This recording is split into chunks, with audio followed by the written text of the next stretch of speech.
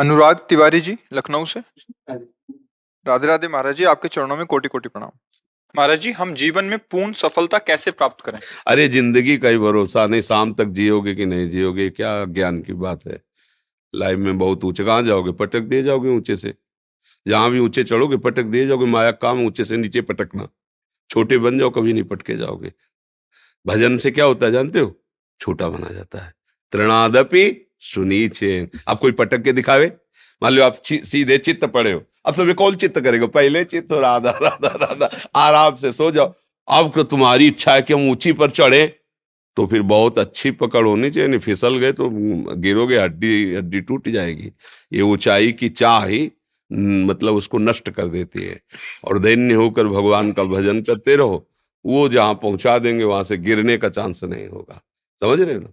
हाँ, यही तो माया का खेल है। वो सबसे बड़ा बनना चाहता है, हर क्षेत्र में बड़ा बनना चाहता है। ये दोष भी नहीं, क्योंकि बहुत बड़े का बच्चा है ना, बड़े का भगवान का बच्चा है ना, तो भगवान सबसे बड़े है ना, वो सबसे बड़ा बनना चाहता है। पर इस मार्ग में बड़ा बना जाता है सबसे छोटे बन के। जो जितना छोटा बन गया उतना ही बड़ा बन गया। मतलब सच्ची बात समझो। आप अपने को छोटा समझकर अपने को सबसे, तो आप देखोगे सबके पूज्य बन जाओगे। और जब सबसे बड़ा कर तो क्या है, इसमें गलती क्या होती? हमारा अहंकार पुष्ट होता है। वो अहंकार का काम है नाश करना, पतन करना। ये बड़ा कष्टदायक अहंकार है। तो हम लोग समझ नहीं पाते, दुश्मन को सपोर्ट करते हैं, वही हमें मार देता है। दैन्य होने से क्या है, अहंकार नष्ट होता है। और जहां अहंकार नष्ट हुआ तो भगवान की कृपा का पात्र बन गया, फिर सर्व मंगल हो जाता है। बात ऐसी है बच्चा। भगवान से ये प्रार्थना करो कि आप जैसा भी बनाओ, जो भी बनाओ, आप अपना बना लो। सबसे बड़ा पद है भगवान का दासत्व। हम किसके हैं? भगवान के हैं। तो माया किनके? भगवान के। तो जो अंग रक्षक खड़े होते हैं वो सब चेक वाले खड़े होते हैं। सरकारी तो है ना, और सरकारी बिल्ला लगा हो, वो सलूट मारेगा।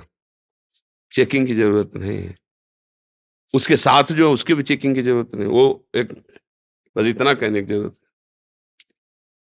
ये बात है। हाँ, पर उसका जहां जिससे मिलने जा रहा है, अंगरक्षक को पता है कि हाँ बहुत मिलता जुलता बैठता है, तब कहने मात्र से नहीं होगा। ऐसे ही जब आप भगवान से मिलते जुलते हो तो माया फिर चेकिंग बंद कर देगी। आप फिर आप जिनको चाहो ले जा सकते हो। संत जनों के पास जो जुड़ते हैं ना, संत जन डिब्बा हैं। अगर कनेक्शन हटा दो तो डिब्बा चलेगा क्या?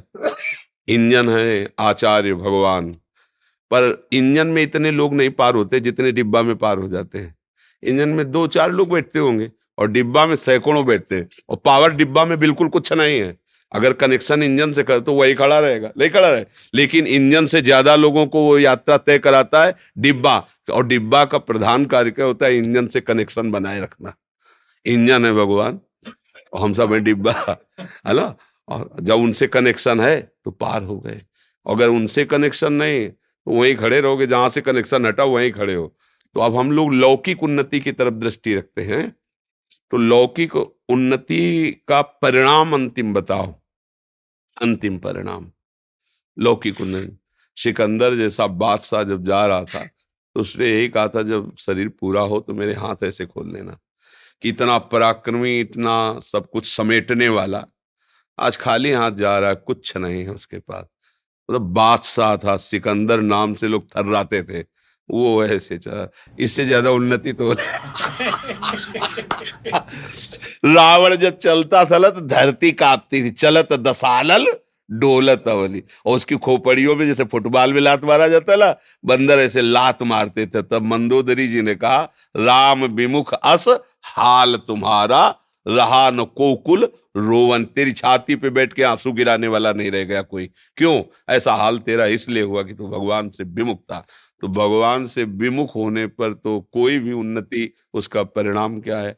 अगर हम भगवान के हैं तो हमारी बहुत बड़ी उन्नति क्या है? ये जीवन जैसे बने वैसे कटेगा, लेकिन अंत में हम भगवान के पास जाएंगे, अपने प्रभु से मिलेंगे, हमारा जन्म मरण छूट जाएगा, सदा सदा के लिए परमानंद में। और इसी जन्म में उसका लाभ देखने को मिलता है। एक बेपरवाही आती है, एक मस्ती आती है, एक भरोसा होता है। बहुत बड़े भगवान हमारे साथ है ना, उनका हम नाम जप करते हैं, उनके भरोसे पे हैं। और आज तक भगवान ने कभी किसी का भरोसा नहीं तोड़ा। आश्चर्य में उसके जीवन में घटनाएं घटने लगती जो भगवान का भरोसा कर लेता है। एक बार भाई जी महाराज गीता वाटिका में थे, तो तत्काल एक तार आया, गांधी जी के परिकर के, उनके भतीजे आज सब, वो गोरखपुर से निकल रहे थे, वो भूखे थे। तो उन्होंने भाई जी को तार से सूचना दी कि कुछ ही समय में हम स्टेशन पर पहुंचने वाले हैं, यदि हमारी भोजन व्यवस्था हो जाए तो हम मतलब अच्छा हो। भाई जी के पास तार पे, भाई जी ने कहा कि 2500 लोगों का भोजन तत्काल, और भाई जी बड़े अकिंचन भाव से रहते थे, कैसे हो सकता, मतलब कैसे हो सकता है, तुरंत कोई ऐसा तो नहीं जादू करे। तो उनका जिनके भरोसे उन्होंने तार भेजा वही व्यवस्था करेंगे। चर्चा हो रही थी कि एक खड़खड़ा में सब बड़े बड़े पात्रों में खीर पुआ और सब लदा हुआ आया। बोले भाई जी, किसी का नाम लिया सेठ का, उनके आज संत सेवा थी तो उनका पहले गीता वाटिका भेजो। तो पहले पहले ये सब आया है। बोले कितने आदमियों का है? बोले कि लगभग 50 आदमियों का है। बोले यही खड़खड़ ले चलो, स्टेशन ले चलो। वो उतरे बाद में, भोजल वहां पहले पहुंच गया। ये क्या है? भगवान का भरोसा। उधर से मांग आ रही हो, इधर से वो भेज रहे हैं, अपने निमित्त मात्र हैं। अगर अपने ऊपर भार लेंगे तो चिंतित ही रहेंगे, और उनके ऊपर भार दे देंगे तो योगक्षेमम वहम में हम वो वहन कर लेते हैं।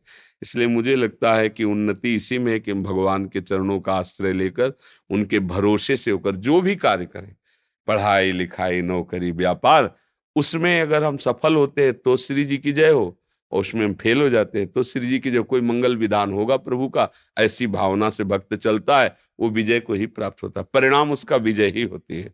जैसे महाभारत में देखो, कौरवों का नक्शा है और बन बन भटकना पड़ रहा है इन महारथियों को। 12 वर्ष का वनवास, 1 वर्ष का अज्ञातवास, क्या क्या कष्ट सह रहे हैं। तो धर्म में चलने वाले को थोड़ा कष्ट तो, लेकिन सिंहासन आरूढ़ कौन हुआ अंत में? महाराज युधिष्ठिर, धर्मराज युधिष्ठिर हुए, और कौरवों का वंश विनाश हो गया।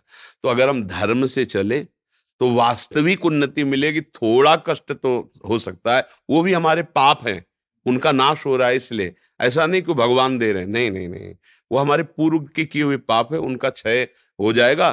तो हमारे जो वर्तमान के पुण्य हैं, सुकृत हैं, वो हमें मंगलमय कर देंगे। तो इसलिए बच्चा, उन्नति तो भगवान के चरणों में समर्पित होने पर है। हमारी दृष्टि में लौकिक उन्नति कोई उन्नति नहीं है।